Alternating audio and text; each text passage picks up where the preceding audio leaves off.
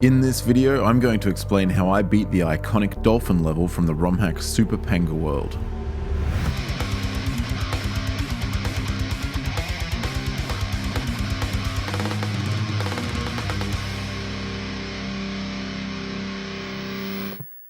Dolphin Hideout is the well-recognized title screen level in Super Panga World, a ROM hack by LinkDeadX2, whom we mostly refer to as LDAD.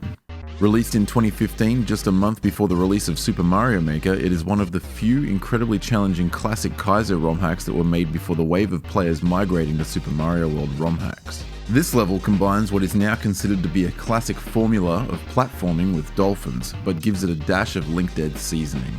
This video is part of a series I've been editing myself where I discuss some of the more intricate details of what goes into beating difficult Mario levels, so please take a second to give this video a thumbs up and subscribe if you haven't already because it helps me to be able to continue making these more than you might realize. My strategy for the beginning of the level was to stun the chuck and immediately bounce across to the landing pad where there was barely enough space to stand because of the winged block. If I hold right as the platform flies away, I'll make it out of the way right as the chuck jumps, preventing me from being bumped into the muncher ceiling. There's definitely a better way to do this part of the level, but this is my weird method. I need to run off of this platform and onto the dolphin, which is done more safely by holding the jump button to slow fall, allowing me to have more air time so the dolphin will come back up to catch me. I must stand directly on the middle of it to squeeze between these two munches. The next jump is tight, and to my knowledge there are only 3 frames to safely make the jump before the platform sinks, pulling Mario into the munches. The dolphin jump is hard to explain, but I tried to time a small jump right as the dolphin passed the platform so that I could catch it on the way back up with a very quick jump with a tight re-grab to make it through the gap.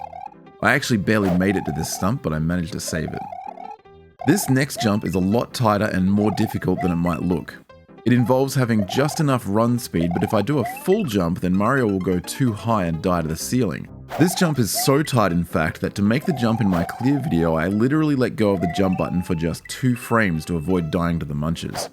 Standing anywhere underneath these munches, even while the dolphins are falling downwards, will cause Mario to die, so I scouted a nice safe window to jump up and run through the tunnel where there's a nasty hidden block also waiting for me. Then I need to do a small tight jump and run ahead to 2 dolphins which I slip between to get to the main challenge of the level.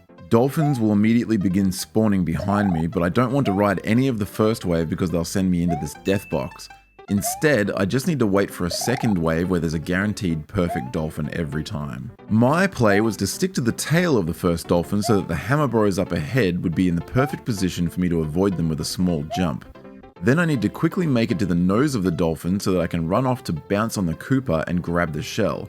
But I actually ran into a problem here where the dolphins picked me up and carried me before I could get it. Remarkably, I managed to grab the shell and made a jump to try and land on the back dolphin, but miraculously the Koopaling woke up just in time to let me bounce on it, smack the turn block with the shell, and use the dolphins to get in the pipe. This was a massive fluke. This gave me a checkpoint.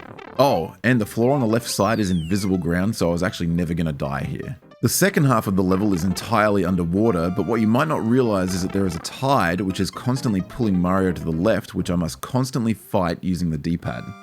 Immediately as I exit the pipe, I must swim before I fall into the munches and grab the throw block to item swim with speed through the muncher tunnel. When Mario is holding an item underwater, he's constantly dragged in the direction he's facing, and in this case, with the tide pulling him left, he travels even faster. Holding an item also causes him to float to the top of the screen, so tapping down very gently will let me slip under each of these munches. Each throw block in this section acts as a timer where I need to swim quickly to use the block to make it through the next gate. I can swim under the fish here, but I found it quicker and easier to drop the block and recatch it with a quick turn back. This next block is intended to be dropped into the urchin to kill it, but Mario is small enough to just scrape by underneath it with a carefully timed swim. Then, using the same block, I can grab the P-switch for the final section. This P-switch section is tight, and as soon as it's pressed, I must swim to the left through the muncher tunnel. I have to hold down every time I press the swim button, or else Mario will swim too high and die to the munches. Checking out my input display during this section might help for it to make more sense. The catch is that holding down or up at any point while moving through the vines will cause Mario to catch them and get stuck, losing precious time. I managed to grab one of the coins right before the P-switch ran out, and that let me sneak into the pipe. Once I'm through, I have to immediately run to the gap in the dolphin wave because any falling dolphin will clip Mario into the ceiling as it passes through him.